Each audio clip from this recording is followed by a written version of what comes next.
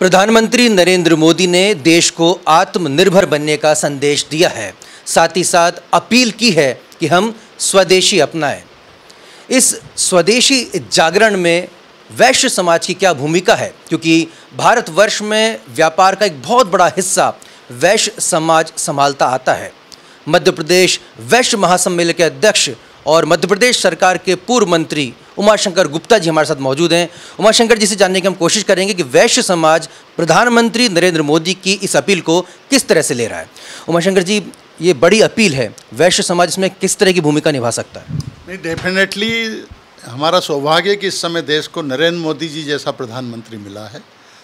इस महामारी के समय भी हम सब ने देखा है कि जिस दृढ़ इच्छा शक्ति के साथ इससे निपटने की उन्होंने सारी योजना बनाई है, धैर्य के साथ काम किया है, वो सराहनीय है। और उसके कारण मैं ऐसा मानता हूँ कि भारत बहुत बड़ी अनहोनी से बच गया है। जैसा उन्होंने कहा है और हम सब भी जानते हैं कि अब कोविड के साथ ही, कोरोना के साथ ही ज़िंदगी जीने की आदत भी हमें डालना पड़ेगी, और ये लग भी रहा है। ऐसे में निश्चित ही व्यापार की दृष्टि से भी, उद्योग की दृष्टि से भी हमारी व्यवस्था उसी प्रकार की करना पड़ेगी। मैं ऐसा मानता हूँ माननीय मोदी जी ने वही बातें की है जो भारत के मूल पद्धति में है। हम देखते थे कि पहले हमारे सब गांव तक सेल्फ सफिशिएंट होते थे।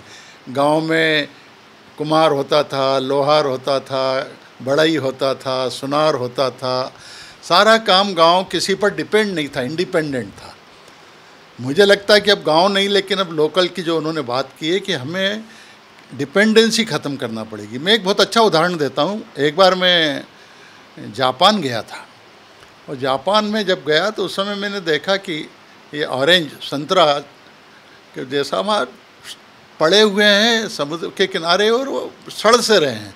तो मैंने वहाँ जो लोकल व्यक्ति था हमारे साथ, उससे पूछा कि क्यों? तो बोले क्या इस बार यहाँ फसल हमारे यहाँ कम हुई है और हमने इसको आयात किया, लेकिन जापान वाले इसको खरीद नहीं रहे कि हमारे यहाँ नहीं हुआ तो हम बाहर की चीज़ नहीं खाएंगे। ये जो एक राष्ट्रीयता की भावना है देशों को आगे ले जाती है। मुझे लगता है कि हमें भी अब इन बातों पर जाना पड़ेगा। और हमारे यहाँ दूसरी बात भी है कि मैन पावर बहुत है, और अब बहुत बड़ी समस्या बेरोजगारी की है भी और बढ़ने वाली है। ऐसे में यहाँ के लोगों के मैन पावर का भी उपयोग हो, इसलिए हमें सेल्फ सफिशिएंट होने के लिए काम करने की ज़रूरत है। मैं वैश्य महासम्मेलन के अध्यक्ष के नाते भी हमारे सारे वैश्य बंधुओं से जो साधारणतः व्यापार में हैं उनसे भी अपील करता हूँ, बैठकों में भी करूँगा। वो चाहते भी हैं कि हमें आज की आधुनिक व्यवस्था के अनुरूप हमारी व्यापार पद्धति को ढालना पड़ेगा, इंडिपेंडेंट बनाने में सहयोग करना पड़ेगा, हमारे परंपरागत तरीक़ों से थोड़ा हमें भी उठना पड़ेगा, और आज की आवश्यकता के रूप हमारे बिजनेस को हम बनाएं। हम आत्मनिर्भरता का जो मूल मंत्र माननीय मोदी जी ने दिया है उसको समझें और उसके अनुरूप अपने व्यापार की रूपरेखा बनाएं। मुझे भरोसा है कि यही इस देश को आगे ले जाएगा। कुछ मुनाफा की वजह से मेड इन चाइना प्रोडक्ट्स हमारे भारतीय बाज़ारों में बहुत प्रचुरता से उपलब्ध हैं, उसकी वजह से हमारे जो कॉटेज, जो स्मॉल इंडस्ट्री है, हमारे भारतीय उत्पाद हैं, उसको काफ़ी नुकसान होता है। उसके लेकर आप क्या संदेश देना चाहेंगे व्यापारी बंधुओं? देखिए, होता क्या है कि ग्राहक जब मार्केट में जाता है तो वो सस्ती चीज़ देखता है, और कई बार आर्थिक तंगी भी ऐसी होती है, अब घर वालों की ख्वाहिश भी पूरी करना है और पैसा भी नहीं है। और ऐसे में चीन का जो उत्पाद कम दरों में मिलता, भले उसकी लाइफ कुछ नहीं हो। एक उदाहरण बताता हूँ फिर मैं कि जापान के ही समय में एक बार वहाँ गया तो उस समय ये वीडियो कैमरे नए नए आए थे। तो बच्चों ने मेरे से कहा कि आप जा रहे हैं तो वहाँ से एक लाइए। तो मैं गया तो उन्होंने एक वीडियो कैमरा रखा, एक ही जैसे दो कैमरे उन्होंने मेरे सामने रखे, कीमत में लगभग डबल का अंतर। तो मैंने पूछा कि ये क्या बात है? तो उसने कहा आप देखिए पलट के। तो इसमें एक में लिखा था मेड इन जापान, दूसरे में लिखा था मेड इन चाइना। तो मैंने कहा इससे क्या मतलब हुआ? सब मेड इन जापान की गारंटी है, मेड इन चाइना आप जानो।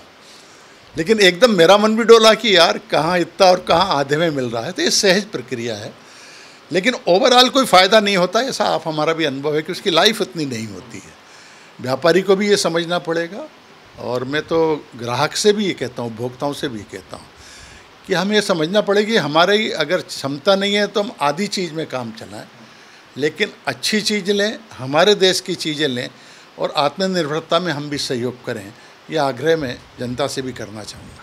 बहुत बहुत शुक्रिया उमाशंकर गुप्ता जी। एक बड़ी अपील मध्य प्रदेश वैश्य महासम्मेलन के अध्यक्ष और मध्य प्रदेश सरकार के पूर्व मंत्री उमाशंकर गुप्ता जी ने की है। उन ग्राहकों से भी कहा है कि अगर उनकी ज़रूरतें थोड़ा कम करके अगर चलें तो भारतीय उत्पादों और भारतीय मैन्युफैक्चरर्स को एक बढ़ावा मिलेगा, हमारी देश की इकोनॉमी सुदृढ़ हो सकेगी, हमारा देश आत्मनिर्भर बन सकेगा, हमारे युवाओं को रोज़गार मिल सकेगा। और यही वजह है कि हमें एक होना पड़ेगा। हो सकता है कि थोड़ा सा कष्टप्रद हो सकता है कि आपकी जेब पर थोड़ा सा बोझ ज़्यादा पड़े, लेकिन ये भविष्य को बेहतर और बेहतर करने के लिए एक बेहतर विकल्प है। कैमरामैन सुजीत लांजीवार के साथ Ashutosh, India first news, Bhopal. मुद्दों पर सीधी बात, आक्रामक अंदाज, आकर्षक ग्राफिक्स, पब्लिक की आवाज। सोशल मीडिया न्यूज में सबसे भरोसेमंद नाम, इंडिया फर्स्ट न्यूज। अंतर्राष्ट्रीय सर्च इंजन गूगल ने भी सराहा। लाखों दर्शकों की बना आवाज, इंडिया फर्स्ट न्यूज। सभी दर्शकों का बहुत बहुत शुक्रिया। Subscribe now, India first news, mission for the nation.